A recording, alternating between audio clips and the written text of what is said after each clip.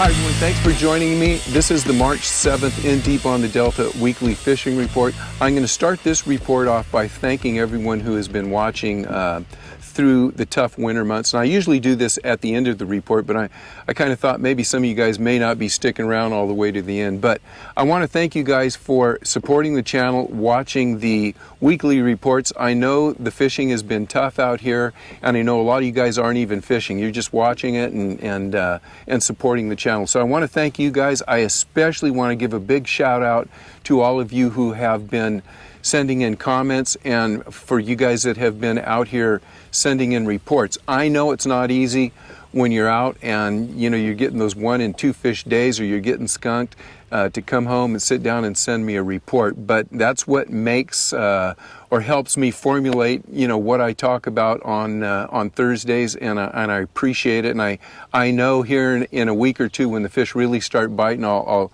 be getting all of your reports, and I'll be seeing some smiling faces. Don't be afraid to send in those pictures. So thank you for watching. Let's get into the report. We'll go over a little river business, and then we'll start with the what's going on out here on the Delta. This Saturday, it's the Crappie Closet Baits Crappie Tournament at Lake Berryessa. That's going to be held at Campbell Cove. Marlin will be out there at 6:30 a.m. If you have any questions, call Marlin at 510-691-0586. That's the Crappie Closet's Crappie Tournament this week at Lake Berryessa. This Sunday, the Bass Hole, first Bass Hole team tournament, this Sunday, March 10th. It's going to be held at Russo's.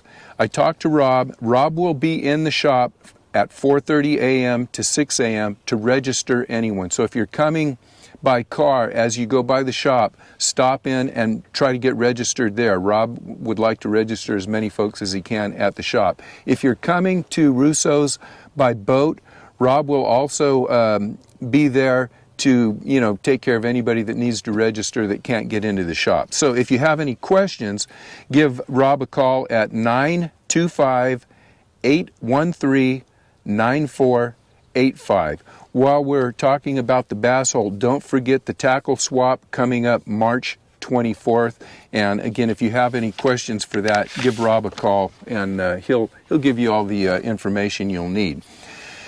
I want to talk about Clear Lake a little bit. I haven't talked to Jimmy out at Clear Lake Bait and Tackle much this year. I thought I'd give him a call because I have been getting some conflicting reports on ramps being open, ramps being closed.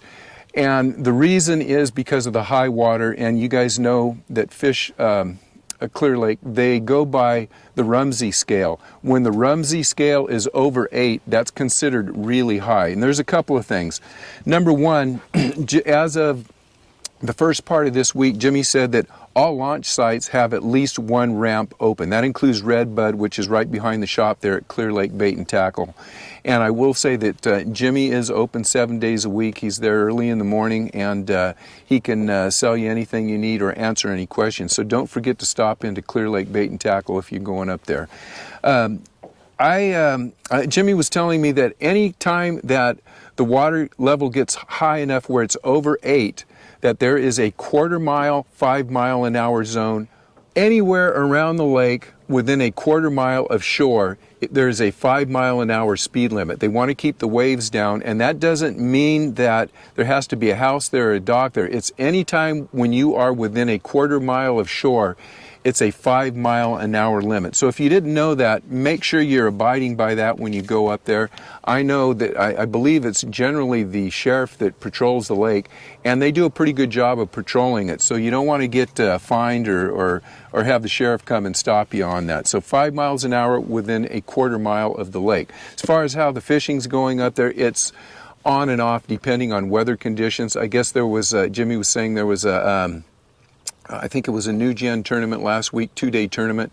First day, everybody was pretty happy. They had pretty good weights. I think it ended up snowing the next day, and obviously the bite dropped off. So if you're going up there and you're going from out of the area, you probably want to be calling and making sure that all the ramps open, or the ramps that you're going to be using are open, and everything is going well. So that's kind of Clear Lake. And you know, I've been getting a few reports from Maloney's. It's been slow. A lot of the guys are pre-fishing the BBT up there. The guys that are fishing, pre-fishing that, are reporting slow fishing. So nothing's really jumping off the charts here in Central California, including the Delta.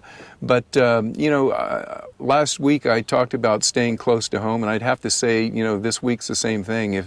If you're here on the Delta, it's worth coming out, trying to catch a few fish. If you're up closer to Clear Lake or Folsom, or I don't know what Folsom's doing. I haven't gotten any reports from Folsom, but fish your local waters right now, and we'll let you know when something starts perking up. Let's talk about the Delta. And you know, we had the storm that came through, dumped a lot of snow. We had some rain, but it really didn't change the conditions a whole lot on the Central Delta. The Northern Delta is pretty much blown out. Let's start with that. I talked to Alan Fong, and Alan says it's chocolate milk up from Liberty on down, and it's basically not fishable. I asked Alan if there was anywhere up there, the tributaries that, you know, were fishable, and he says, you know, you can always find some fishable water up there, but I'm reading between the lines here, and I'm just going to throw this out, and I don't want to put words in Alan's mouth, but what I read was, if you're Alan Fong or you know that place like the back of your hand, you may be able to find some fishable water. If you're a guy like me that's going up there, just stay out of it. It's not fishable. That's what I'm going to leave that at. Alan did say that the McCollummy is running clear, so anywhere from New Hope on down to Terminus, all looks good up there. All the tributaries up there are good. I've been around the Central Delta. We're looking at 3 to 5 feet visibility. 55 to 57 degree water temps. Everything looks good here. It's been on and off. We'll go over that in just a minute. The fishing has been on and off.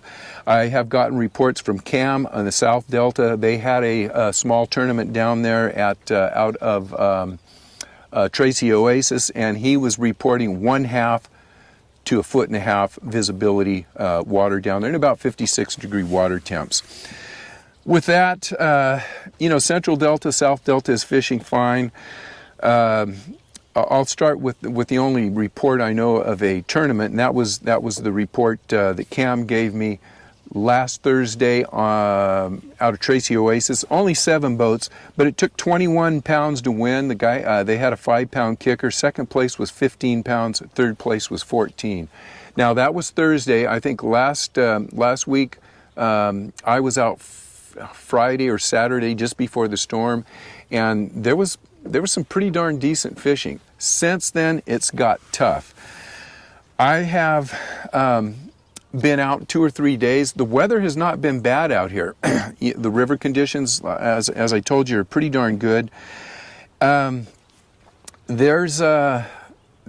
There's fish to be had, but it's not on one day, off one day. It's on one day and off for 3 days. On one day, off for 3 days. You just have to hit the bite window and the day that whatever front is making those fish bite come through.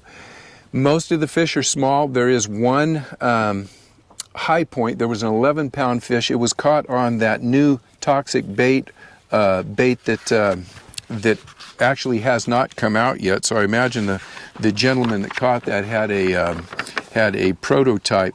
That's the new wave hog, and that's going to be released very soon. So keep in touch over at the shop with Rob. He'll let you know when he gets these new Wade hogs in, and it's already produced an 11-pounder out here. After that, most of the fish that are being caught are smaller fish, mostly males in the 1 to 3 pound class, very few females. Now, let me tell you what I've done this week, and what I have done has been exactly the same what everyone else has done, and I have gotten several reports this week through the channel. I've talked to people on the water, I've talked to people at the dock, I've got some reports that have filtered in from Rob, and everyone is saying the same thing. If it's going to be a good day, it's probably meaning that you're going to get a decent number of fish, but they're going to be small. That's a good day. Even on the good days, the bigger fish are hard to come by. We're all looking at fishing a little bit offshore in deeper water, the staging areas that the bigger females should be holding at, coming in, and you know, staging up to pre-spawn. Those fish are super difficult to catch. When that doesn't work, we're fishing in tight, and there are some males in tight. One day they're biting, 3 days they're not biting. Most of the action is coming on slower moving baits, and I'll tell you, if you're coming out and you haven't been up here, there is no low tide.